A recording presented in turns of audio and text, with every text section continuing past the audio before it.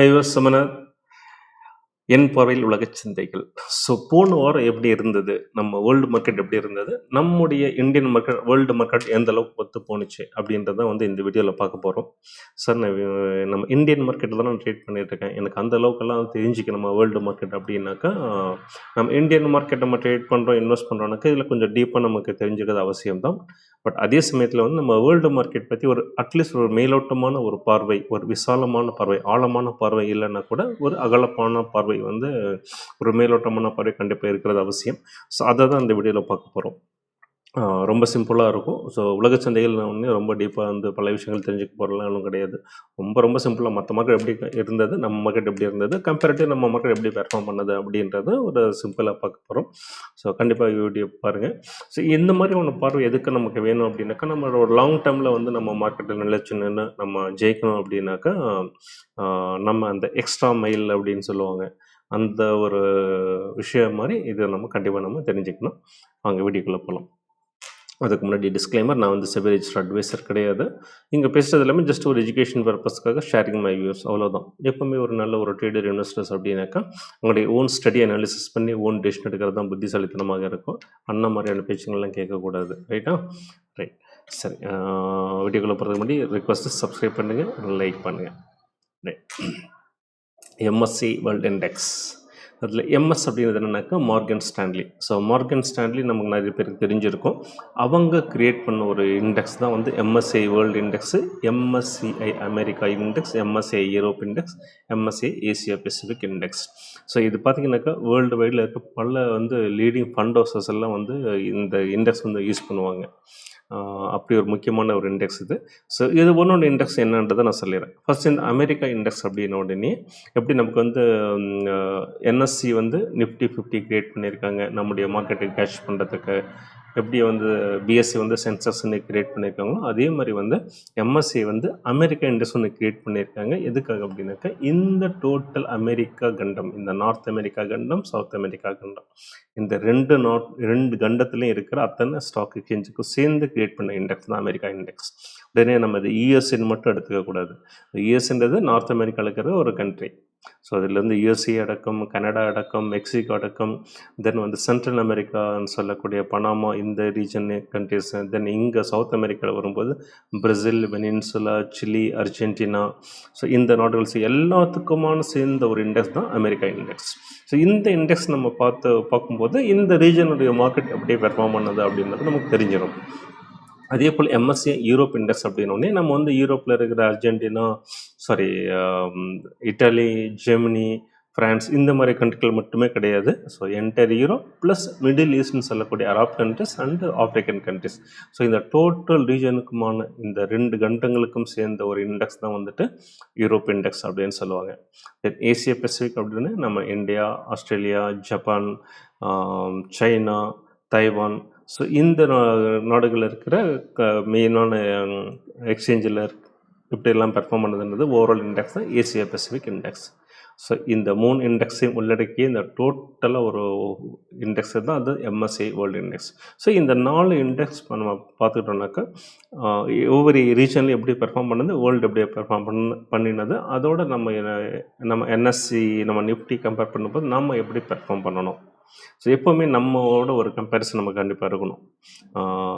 உடனே comparison comparison ஒரு கெட்ட வார்த்தைன்னா கிடையாது. அது எப்படின்னாக்கா நம்ம அர்த்தவனப்பட்ட பொறாமப்பட்டு அர்த்தமாக இப்படி இருக்கிறானோன்னு நினைச்சாதான் அது தப்பே தவிர, நம்ம ஒரு நல்ல ஒரு கம்பேரிசன் எடுத்து நமக்கு ஒரு செட் பண்ணிக்கிறோம், ஒரு நல்ல ஒரு கோலுக்காக கம்பேர் பண்ணோம்னாக்கா கண்டிப்பாக அது அவசியம்தான். ஸோ அதுதான் நம்ம இந்த இதில் பார்க்க போகிறோம். ஸோ இது என்ன சார் எம்எஸ்சி அப்படின்னு சொல்கிறீங்களே, என்ன இன்னும் ஃபர்தராக டீட்டெயில் நீங்கள் தெரிஞ்சுக்கணும் அப்படின்னாக்கா எம்எஸ்சி வேர்ல்டு இண்டெக்ஸ் சொல்லிட்டு ஒரு வீடியோ நான் க்ரியேட் பண்ணி போட்டிருக்கேன். அதோட லிங்க் டிஸ்கிரிப்ஷனில் இருக்குது. அந்த வீடியோ பார்த்தீங்கன்னாக்கா எம்எஸ்சி வேர்ல்டு இண்டெக்ஸ்னால் என்னன்றது அக்கு வேறு ஆணி வேறு ஃப்ரம் த ஸ்க்ராட்ச்லேருந்து எல்லாருக்கும் புரிகிற மாதிரி சிம்பிளாக சொல்லியிருப்பேன். ஒன்ஸ் அந்த வீடியோ பார்த்தீங்கன்னாக்கா நீங்கள் ஃபர்தராக ரொம்ப ஈஸியாக ஒவ்வொரு வாரமும் நீங்கள் பார்த்துக்கலாம். ரைட். ஸோ ஃபர்தராக நம்ம பெர்ஃபார்மன்ஸ் எப்படி இருக்குன்றது ஸ்ட்ரெயிட்டாகவே நம்ம பார்த்துடலாம். ரைட். ஸோ மொத்தம் 4 இண்டெக்ஸில் இருந்தால் total world index, Asia Pacific index, Europe index, America இண்டெக்ஸில் இருந்தேன். ஸோ ஃபஸ்ட்டு நம்ம இங்கே கவனிக்க வேண்டியது இந்த வார பங்கு சந்தைகள் நம்ம பார்க்க போகிறோம். அதனால் வந்து இந்த வீக் பெர்ஃபார்மன்ஸ் மட்டும்தான் நம்ம பார்க்க போகிறோம். இங்கே மந்த்லி, இயர் இதெல்லாம் விட்டுறலாம். இது வந்து நம்ம மந்த்லி இது வந்து நம்ம அந்த எண்ட் ஆஃப் த மந்தில் பார்ப்போம். இப்போ நம்ம இந்த வீக்கில் இது மட்டும் பார்ப்போம். ஸோ இந்த வீக் பார்க்கும்போது ஃபஸ்ட்டு அமெரிக்கா பார்க்கும்போது அமெரிக்கா இண்டெக்ஸ் வந்துட்டு 2.12% வந்து டவுனில் போயிருக்கு. இவங்க தான் வந்து ஒரு முக்கியமான ஆளுங்க. இப்போ ஈரான் போர் நடக்கிறதுக்கு இதை இனிஷியேட் பண்ணி லீட் பண்ணிட்டு இருக்கிறதுல அமெரிக்கா ஒரு முக்கியமான காரணம். உடனே அமெரிக்கா வந்து சார் அமெரிக்கா வந்து அந்த ஹோல் ரீஜனுக்குன்னு சொன்னீங்க, இப்போ அமெரிக்கா பட்டு பேசுகிறீங்களே அப்படின்னாக்கா எப்படி வந்துட்டு நம்ம நிஃப்டி 50ல் வந்து ஒரு 50 ஸ்டாக் இருந்தால் கூட வந்து ஒரு டாப் 5 ஸ்டாக்ஸ் வந்து டாமினன்ஸ் ரொம்ப ஜாஸ்தி இருக்கும், ஹெவி வெயிட் சொல்லுவாங்க இல்லையா. அதே மாதிரி இதில் வந்து கிட்டத்தட்ட 80% ஹெவி வெயிட் வந்துட்டு யூஎஸ்ஏ மட்டுமே இருக்குது இந்த இண்டெக்ஸில். ஸோ அதனால் வந்து அந்த ஒரு பார்வையை இதில் புரிஞ்சிக்கணும்.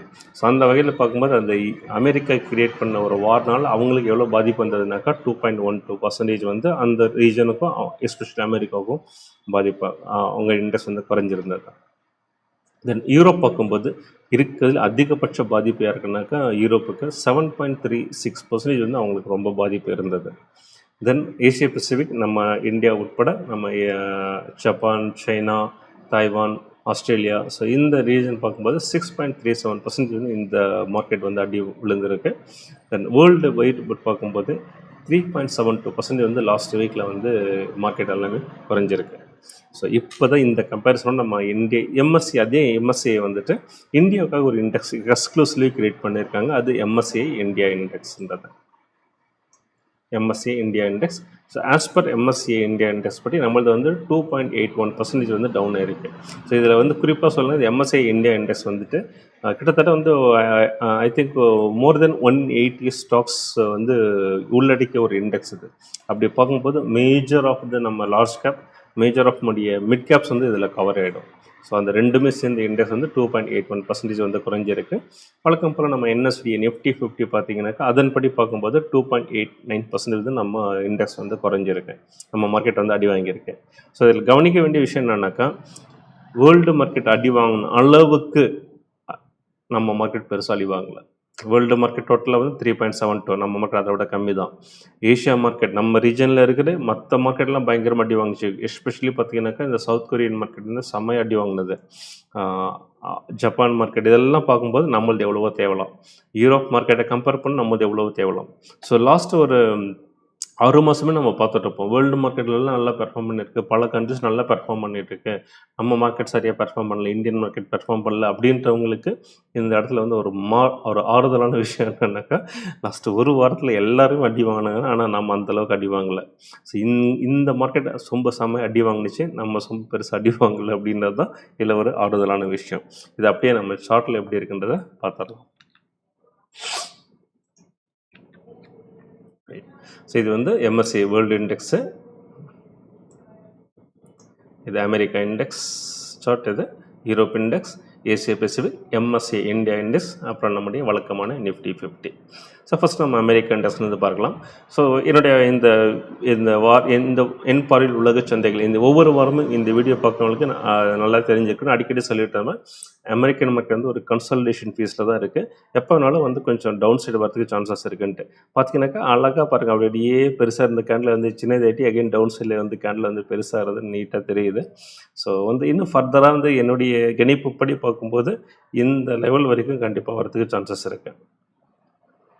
ஸோ ஃபர்தராக வந்து இன்னும் கொஞ்சம் வீக் ஆகிறதுக்கு மார்க்கெட் வந்து சான்சஸ் இருக்குது. ஸோ இதுதான் வந்து நம்ம சார்ட்லேயே நம்ம ஜஸ்ட் ப்ரைஸ் ஆக்ஷன் வச்சு பார்க்கும்போது நமக்கு தெரியக்கூடிய விஷயம். யூரோப் இண்டெக்ஸ் வழக்கமாக சொல்லியிருந்தேன், அவங்களது பார்த்தீங்கன்னாக்கா ஒரு ஸ்லோ அண்ட் ஸ்டடியாக வந்து செம்மையாக வந்து மார்க்கெட் எல்லாமே க்ரீன் கேண்டில் தான் இருக்குது. ஆனால் அடி விழுந்ததுனாக்கா நான் லைவாக அடி வாங்குன்னு சொல்லி நான் என்னுடைய லாஸ்ட் ஒரு 2 வீடியோவில் குறிப்பாக சொல்லியிருப்பேன் பாருங்கள். அதே மாதிரி பார்த்தீங்கன்னாக்கா நல்லா வந்து அடி, இது மீன் ரிவர்ஷன் அப்படின்னு கூட சொல்லுவாங்க. ஸோ கிட்டத்தட்ட வந்து இந்த அளவுக்கு வந்து இருக்க வேண்டிய கிட்டத்தட்ட எந்த அளவுக்கு இருக்கணுமோ மார்க்கெட்டே பார்த்த அளவில் தான் இருக்குது. ஸோ அந்தளவுக்கு வந்து கரெக்ஷன் ஆயிருக்குன்னு தான் சொல்லுவேன் யூரோப் மார்க்கெட் பொறுத்த வரைக்கும். அதே மாதிரி ஏசியா மார்க்கெட் பொறுத்த வரைக்கும் கூட பார்த்திங்க அப்படின்னாக்கா அதுவும் நல்ல ஒரு மொமெண்டமில் இருந்தது. எஸ்பெஷலி பார்த்தா ஜப்பான் மார்க்கெட்லாம் வந்து பயங்கரமாக பல டைம்கள் வந்து ஆல் டைம் ஹையில் இருந்தது. ஸோ அங்கேயுமே வந்து ஒரு ப்ராஃபிட் புக்கிங் இதெல்லாம் அப்படின்னாக்கா நம்ம சார்ட்டும் சரி நடக்கிற ஈவெண்ட்டு பார்த்திங்கன்னா ஒரு கோரிலேஷன் கண்டிப்பாக இருக்கும். ஸோ அது மாதிரி தான் நடந்துகிட்ருக்கு. பட் எண்டில் பார்க்கும்போது வந்து ஒரு புல்லிஷ்னஸ் வந்து நமக்கு தெரியுது. காரணம் என்னென்னாக்கா, பார்த்தீங்கன்னா இப்போ சைனாவுக்கு வந்துட்டு ஈரான் வந்து அவங்க கப்பல் நாங்கள் வந்து தாக்க மாட்டோம், ஸ்ட்ரெய்ட் ஆஃப் ஹார்மோஸில் வந்து நாங்கள் ஒன்றும் பண்ண மாட்டோம் அப்படின்னு சொல்லியிருப்பாங்க. ஸோ ஆயில் கிரைசிஸ் வந்து ஓரளவுக்கு அவங்க ரிலாக்ஸேஷன் ஆகுது. அதே மாதிரி இப்போ இந்தியாவுக்கும் வந்துட்டு யூஎஸ்ஏ வந்துட்டு நீங்கள் ரஷ்யன் ஆயிலேருந்து ஒரு 30 டேஸ்க்கு வாங்கலாம் அப்படின்ற மாதிரி இன்னும் பெரிய மனசு வச்சு சொன்ன மாதிரி அவங்க சொல்லியிருக்காங்க. ஸோ இதெல்லாம் பார்க்கும்போது ஃபர்தராக ஆயில் ப்ரைஸஸ் வந்து இன்னும் அதிகமாகாது அப்படின்ற ஒரு இது இருக்குது. Exclusively India and China major oil consumer நம்ம. ஸோ நமக்கு ஒரு பெரிய ரிலாக்ஸேஷன். ஸோ பார்த்தீங்கன்னாக்கா இந்த ரீபவுண்ட் அதுதான் நமக்கு தெளிவாக காட்டுது. ஸோ நம்ம ஏஷியன் மார்க்கெட் இந்த இடத்துல. ஸோ வேர்ல்டு மார்க்கெட் பார்க்கும்போது கிட்டத்தட்ட வந்து அது அதுலேயே வந்து ஒரு கரெக்ஷன் இப்போ வந்து செட்டாக இருக்குது. மேபி இன்னும் ஒரு கேண்டில் வந்தது அப்படின்னாக்க டவுன் சைடில் அது வந்து ஒரு லெவல் ஆகும் அப்படின்னு சொல்லிக்கலாம். ஓகே, நம்ம எம்எஸ்சி இந்தியா பார்க்கலாம். ஸோ நம்ம எம்எஸ்சி இந்தியா பார்க்கும்போது அகெயின் பார்த்திங்கன்னா நமக்கு ஒரு ரெட் கேண்டில். ஸோ இந்த நான் திரும்ப பார்த்திங்கன்னா லாஸ்ட்டு ஈவன் நேற்று கூட சொல்லியிருப்பேன், ஆஸ் பர் ப்ரீஷாக்ஷன் வந்து இப்போ இருக்கிற ஸ்டேஜில் வந்து நியர்பை ஸ்டேஜில் வந்து ஒரு பாட்டம் அவுட் ஆகிறதுக்கு சான்சஸ் இருக்குது அப்படின்ட்டு. ஸோ அது மாதிரி தான் சார்ட்டை வச்சு தான் சொல்லிட்டு இருக்கேன் நான். ஸோ இங்கே வந்து பாட்டம் ஆகிறதுக்கு நம்ம சான்சஸ் இருக்குது. ஸோ தென் வந்து எல்லா மார்க்கெட்டும் திரும்பும் போது அவங்கள விட அதிகமாக நம்ம மார்க்கெட் திரும்பும். ஸோ அதுக்காக வந்து ஆல் டைம் ஹை எல்லாம் தாண்டி போகுமா அப்படின்னு அப்படி சொல்ல வரல.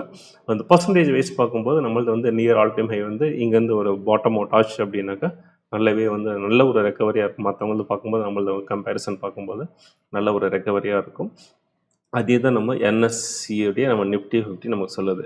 பார்த்திங்கனாக்கா இந்த டெய்ல் பார்த்திங்கனாக்கா நல்லாவே வந்து ஒரு புல்லிஷ் ட்ரெயிலாக காட்டுது நமக்கு. மீன் ஒரு பையிங் இன்ட்ரெஸ்ட் இங்கே காட்டுறாங்க அப்படின்றது நமக்கு சார்ட்டில் தெரிய வர விஷயம். ஸோ ஓவராலாக பார்க்கும்போது நம்ம மார்க்கெட் வந்து நம்ம பர்சன்டேஜ் வைஸும் பார்த்தோம், ஷார்ட்லேயும் பார்க்கும்போது நம்ம மார்க்கெட் வந்து இந்த வார்னால் அதிகம் பாதிக்கப்படாத ஒரு நாடு அப்படி ஒரு சில நாடுகளில் நம்ம நாடு ஒன்று பெரிய அளவில் ஒன்றும் பாதிக்கப்படலை. ஸோ இதுக்கே வந்து பல பேர் வந்து உள்ள லிஃப்ட் இண்டெக்ஸ் குறைஞ்சிருச்சு, இவ்வளோ இண்டெக்ஸ் குறைஞ்சிச்சு அப்படின்னாக்கா இன்னும் ரியலான பாதிப்புன்றதை அவங்க பார்க்கலன்னு தான் சொல்லணும். ஸோ இது வந்து மார்க்கெட் சைக்கிள், மார்க்கெட்டுடைய நேச்சர். ஸோ அந்த வகையில் பார்க்கும்போது இப்போ இருக்கிற ஸ்டேஜெல்லாம் நல்ல ஒரு பையிங் ஆப்பர்ச்சுனிட்டியாகவே பார்க்கலாம். எஸ்பெஷலி வந்துட்டு யாராவது இது நிஃப்டி இடிஎஃப்லலாம் வந்து நீங்கள் இண்டெக்ஸ் இடிஎஃப்பில் பண்ணுறீங்க, குறிப்பாக நிஃப்டி இடிஎஃப்லாம் பண்ணுறீங்க அப்படின்னாக்கா ஒரு லாங் டேர்முக்கு அப்படிங்கும்போது கண்ணை மூடிக்கிட்டு வாங்கி வைக்கலாம் அதெல்லாம். ஸோ அந்த மாதிரியான ஒரு ஆப்பர்ச்சுனிட்டியாக வந்து இந்த டவுன் சைட் பாருங்கள். எப்போவுமே வந்து நம்ம எல்லா மூமெண்ட்டையுமே வந்து நெகட்டிவாக நம்ம எடுத்துக்க தேவையில்லை மார்க்கெட் பொறுத்த வரைக்கும். ஸோ சில நல்ல ஒரு டவுன் சைட் மூமெண்ட் வருது அப்படின்னாக்கா அது ஒரு ஆப்பர்ச்சுனிட்டியாக எடுத்துக்கணும். சத்துது இந்த வீடியோவில் சொல்ல வந்தது. ஸோ ஓவராலாக பார்க்கும்போது கன்க்ளூசிவ் பாயிண்ட் என்ன அப்படின்னாக்கா நம்முடைய மார்க்கெட் வந்து லாஸ்ட் வீக்கில் வந்து கம்பேர்ட் டு அதர் மார்க்கெட் பார்க்கும்போது நல்லாவே பெர்ஃபார்ம் பண்ணியிருக்கின்றது தான் சொல்ல வந்த விஷயம். ஓகே, ஸோ இதோட இந்த வீடியோ முடிச்சுக்கலாம். ஹெல்ப்ஃபுல்லாக இருந்துக்குன்னு நினைக்கிறேன். ஸோ நெக்ஸ்ட் வீடியோவில் வந்து சந்திக்கும் வரை ஒன்ஸ் அகெயின் வீக்கெண்ட் நல்லா ஜாலியாக இதமாக கொண்டாடுங்க.